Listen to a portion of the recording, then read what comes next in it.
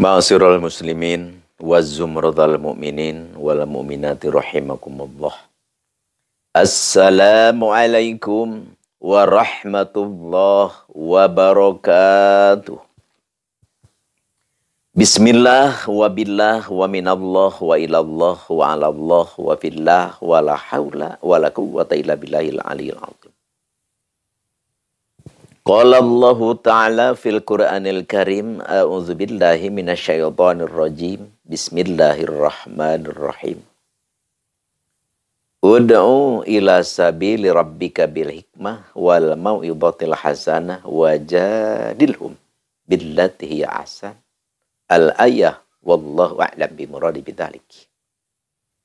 Wa qala nabiyyu sallallahu alaihi wasallam, i'mal li dunyaka ka'annaka ta'isu abada wa'mal li akhiratika ka'annaka tamutu ghada. Al-hadits. Pertama-tama marilah kita bersyukur kepada Allah Subhanahu wa taala. Marilah kita memuji terhadap Allah Subhanahu wa taala dan marilah kita bersolawat terhadap Nabi Agung, penghulu umat, penghulu alam, Nabi besar Nabi Muhammad Sallallahu Alaihi Wasallam. Alhamdulillah, dengan izinnya, dengan kudratnya, dengan iradatnya Allah, kita bisa bertemu kembali, bermuajah, bersilaturahim sekaligus. Walaupun dengan di area medsos. Insya Allah, Allah Subhanahu wa taala meridhai kita, dan insya Allah ini menjadi wasilah kita dirahmati dan kita bisa lebih dekat lagi dengan Allah Subhanahu wa taala. Dan semoga Allah Subhanahu wa taala memberikan hidayah, taufik kepada kita semua. Amin ya Allah ya Rabbal alamin. Kita hidup di bumi ini adalah tidak selamanya tempat sejatinya bagi kita yang sebenarnya adalah alam akhirat. Akhirat. Kita ini penduduk surga sebenarnya. Nabi Adam kan. Nabi Adam adalah orang tua kita. Kakek kita. Itu kan di surga. Jadi dikebumikan oleh Allah. Jadi kita penduduk surga sebenarnya. Jadi kita akan kembali lagi ke sana. Ya tentu kita kembali ke sana, ya kita harus berusaha untuk bekal di sana. Karena indahnya surga, nikmatnya surga, ya kalau kita di sini berusaha membawa bekal. Di sini kita sholat, di sini kita ngaji, di sini kita zikir, di sini kita percaya kepada Allah, mengikuti agama Nabi Muhammad SAW. Baru kita menikmati indahnya, nikmatnya surga. Tapi kalau kita misalkan ini, kita kan lagi mengembara ini, kita lagi mengembara, lagi berusaha. Tapi kalau kita di pengembaraan ini, di tempat usaha ini kita berleha-leha, ya kita pulang ke sana ya nggak bawa apa-apa ya sengsara. Jangankan kita merasakan nikmatnya surga, jangankan masuk juga kita enggak. Na'udzubillahi min dzalik. Oleh karena itu mari kita merenung, mari kita berpikir, mari kita rencanakan. Kita kan harus punya rencana. Walaupun pada kenyataannya Allah yang menentukan, tapi kita harus punya rencana. Ya, rencana ini kita supaya kita masuk nanti ke surga. Oke, berarti harus nurut, harus ngikut pada ajaran-ajaran yang diperintahkan, kepada perintah-perintah yang diharuskan kepada kita oleh Allah Subhanahu wa taala. Insya Allah, amin ya Allah ya Rabbal alamin. Ya, utamanya kita jangan tinggal sholat 5 waktu, jangan sampai tinggal. Kalau kita tinggal harus diqadha lah. Jangan sampai. Ya, terus kita amalkan apa? Ya, sholat rawatib. Rawatib itu adalah sholat yang mengikuti sholat fardu gitu. Kalau ada yang rotib itu dinamakan rawatib itu ada qobliyah, ada ba'diyah. Jadi kalau ba'diyah dikerjakan sholat sunnah setelah sholat fardu. Misalkan kita nih sholat duhur misalkan. Ini sholat duhur kan ada rawatib kan. Rawatib jadi ba'diyah ada, qobliyah ada. Jadi sebelum sholat duhur kita sholat dulu. Sholat rawatib yaitu qobliyah. Yang 2 rakaatnya itu mu'akad, yang 2 rakaatnya goer mu'akad. Kita laksanakan saja 4 rakaat. Jadi mu'akad dan goer mu'akad kita laksanakan sempurna. Alhamdulillah. Terus ba'diyahnya sesudahnya sama. 2 rakaat mu'akad, terus 2 rakaatnya goer mu'akad. Kita laksanakan saja 4 rakaat. Berarti kita kedua-duanya kita amalkan. Sungguh istimewa. Terus asar. Kalau asar itu ba'diyah nggak ada. Jadi kalau asar itu hanya qobliyah, itu 4 rakaat. Jadi besar pahalanya gitu. Tapi itu goer mu'akad, tidak mu'akad. 4 rakaat laksanakan. Sungguh dahsyat kita. Terus nanti sholat maghrib. Maghrib ada qobliyah, ada ba'diyah. Kalau qobliyah goer mu'akad, kalau ba'diyah mu'akad goer mu'akad. Ya kita laksanakan. Kalau memang waktu ini ada waktu nih. Tidak kepepet, tidak mepet maksudnya maghrib. Ya, imamnya yang tanghinas, imamnya yang benar-benar ihtiyat waktu lah. Jadi maksudnya semangat gitu. Jadi tidak lenglek ya. Kalau ada ya kan imam itu, ya udah jadi imam ya ada ini di kampung-kampung sih, tapi mungkin di kota juga ada. Kadang-kadang maghrib nih, udah adzan Allahu Akbar. Adan itu sampai selesai lah. Imam itu malah wah imam ya terus ngurus ayam ini berbagai macam. Nanti udah solawatan ya udah baca solawat di masjid. Allahumma sholli ala sayyidina Muhammad. Wa asghili zalimin bizalimin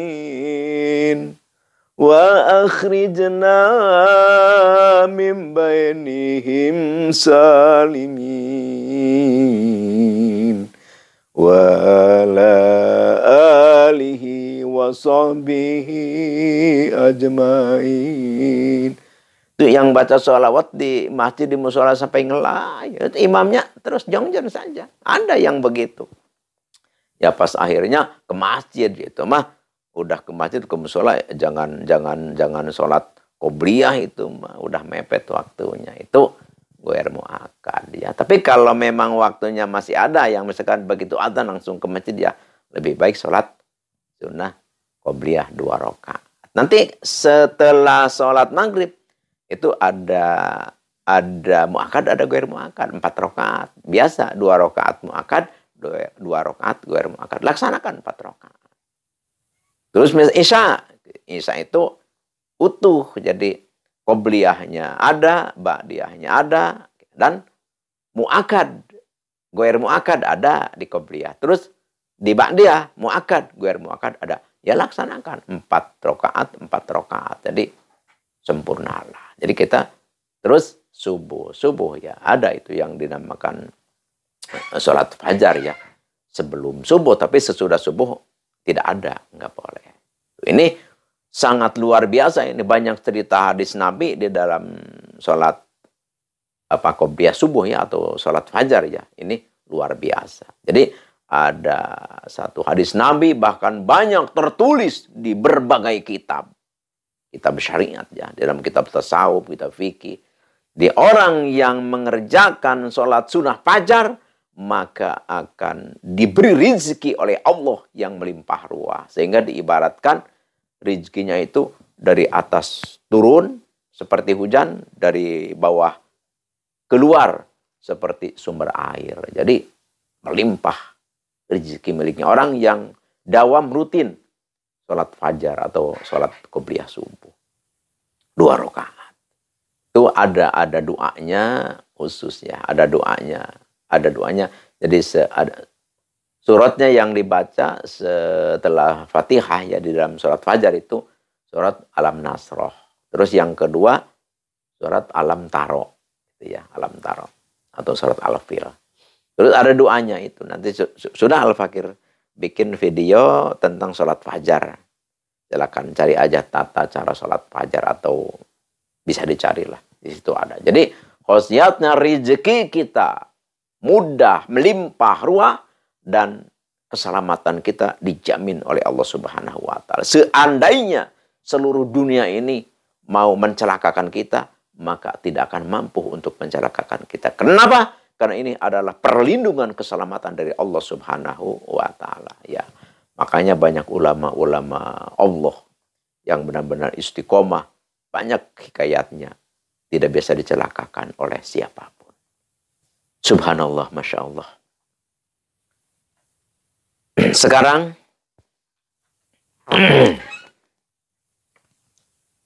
ke acara inti pengijazahan. Ini Al-Fakir, maaf ya, terlalu panjang ini ngobrol. Maaf. Kita sekarang tuh ke acara inti itu pengkajian pengijazahan. Kalau kita punya alat, ya alat kalau laki-laki itu zakar ya. Kalau kita punya zakar,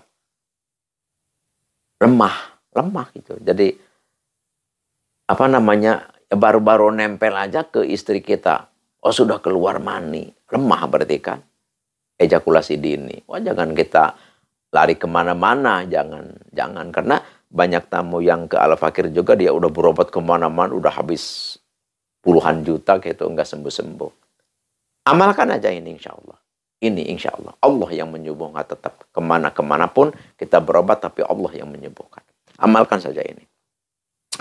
Kalau kita punya barang lemah, terus punya barang juga pendek, terus punya barang juga kecil, ya udah lemah, udah pendek, udah kecil. Aduh, ini kata istri kita, ini apa yang diharapkan ini dari suamiku. Udah begitu usahanya lagi nggak baik, udah gitu. Jadi berantakan tuh rumah tangga. Tapi kalau kita ini bisa kita menjaga, ya walaupun kita usaha lagi amruk, tapi kalau barang kita tegap, kuat, panjang, wah, besar, ya udah. Anteng saja istri kita insya Allah. Ya, satu dan utamanya kita bisa memuaskan, memberi kesenangan kepada istri kita sendiri. Itu ada suatu amalan yang besar pahalanya. Besar pahalanya. Makanya di dalam hal ini tidak jorang ya. Maksudnya tidak. Ini memang ajaran Islam. Harus kita bisa menjaga ini. Jadi karena ibadah yang paling besar pahalanya, yang sangat besar pahalanya, yang istimewa, maka adalah berhubungan suami istri. Tapi kalau kita berhubungan suami istri, tapi kalau keberadaan kita seperti itu, ya mana bisa-bisa. Oleh karena itu, ayo. Yang punya barang kecil, ayo ini amalkan. Yang punya barang lemah, ayo ini amalkan. Bahkan bukan hanya memanjangkan, menguatkan, membesarkan, tapi ini Allah memberi lazat kepada barang kita. Jadi barang kita atau tangan kita baru disentuhkan aja ke istri kita, istri sudah kelabakan. Jadi diberi kenikmatan, kelazatan yang luar biasa oleh Allah. Jadi di luar rata-rata maksudnya. Ini amalkan. Pertama tulis dulu hadaratnya, a'udzubillahi minasyaitonirrajim, bismillahirrahmanirrahim. Ila hadratin Nabi Mustafa Sayyidina Habibina wa Syafiina Maulana Muhammadin sallallahu alaihi wasallam. Al-Fatihah. Wa ila hadrati Sultanil Auliya wa Qutbil Gauthi wa Muhisunati Wadin Imamina wa Qudwatina wa Sayyidina Syekh Abdul Qadir Al-Jalani Qadasullah Sirruh. Al-Fatihah. Wa ila hadrati Jami'i ulama ilahi ta'ala fil masarik wal maghrib, usana hadrati Syekh Ustadi Said Asdamil Afghanistan. Ususan hadrati Syekh Ustadi man ajajani hadza, ususan hadrati abi wa umi, wa hadrati jamil muslimin wal muslimat wal mu'minin wal mu'minati al ahya'i minhum wal amwat syai'ulillahi lumul Fatihah. Ya, udah kita maklum, udah kita mafhum. Setiap kita mengata Al-Fatihah, kita harus membaca surah Al-Fatihah satu kali. Itu apa wiridnya? Wiridnya ini. A'udzubillahi minasyaitonir rajim. Bismillahirrahmanirrahim. Imra'atun nuhin wa imra'atun lutin kanata tahta abdaini min ibadina sholihin. Imro'atu nuhin wa imro'atu lutin kanata tahta abdaini min ibadina sholihin. Tuh, jadi nanti kalau kurang jelas mah bisa tanya ke Al-Fakir lah di kolom komentar. Jadi kita puasain ini 7 hari dan amalkan setiap malam 1.700. Amalkan dulu sebelum dipergunakan, kita tebus dulu. Begitulah di area Al-Hikmah. Ini memang udah tasalsulah turun-temurun pengijazahan. Jadi setelah kita beres puasa ya baru kita pergunakan. Pergunakan seperti apa? Kita membuat teh ya, air teh bari. Jadi kita bikin air teh terus dibiarkan 4 hari atau 5 hari air teh. Nanti setelah basi langsung kita dibacakan ayat tadi itu 1001.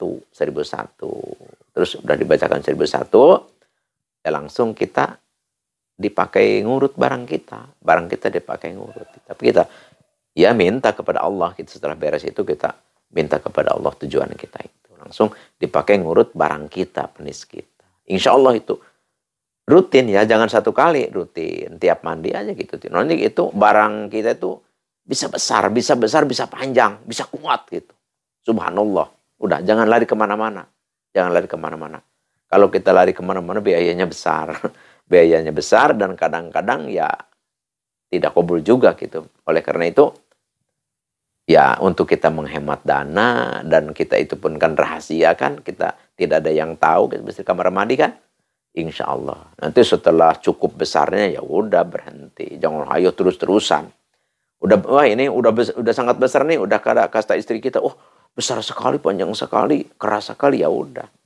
Tuh, nanti kalau kita ingin diberi kenikmatan oleh Allah, maksudnya kenikmatan. Jadi barang kita itu nempel ke istri kita atau tangan kita bernempel ke istri kita sudah kelabakan. Jadi untuk Allah memberi kenikmatan kepada diri kita, sentuhan kita bisa menimbulkan kenikmatan buat lawan kita, ya istri kita.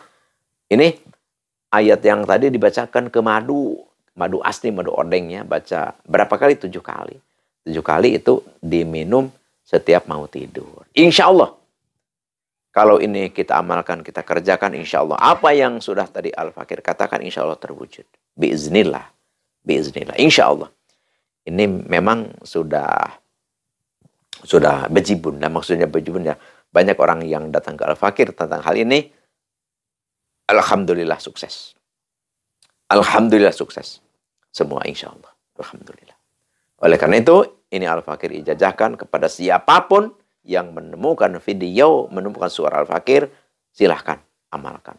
Dan jangan lupa untuk di-share supaya lebih bermanfaat. Tujuan kita, tiada lain, tiada bukan, adalah supaya kita bisa mendapat ridho Allah Subhanahu wa Ta'ala di antara pasutri, pasangan suami istri, tidak ada yang berselingkuh. Kenapa untuk berselingkuh? Lawan juga, ya, pasangan suami istri juga puas, memuaskan. Yang banyak perselingkuhan itu adalah karena tidak adanya kepuasan. Jadi ini di dalam agama ini diharuskan. Insya Allah. Hanya inilah yang Al-Fakir bisa persembahkan, bisa aturkan, bisa bagikan. Semoga bermanfaat. Insya Allah. Allah meridhoi kita. Innallaha ma'ana. Allah beserta kita. Al-afu minkum. Wabillahi taufiq wal hidayah. Wassalamualaikum warahmatullahi wabarakatuh.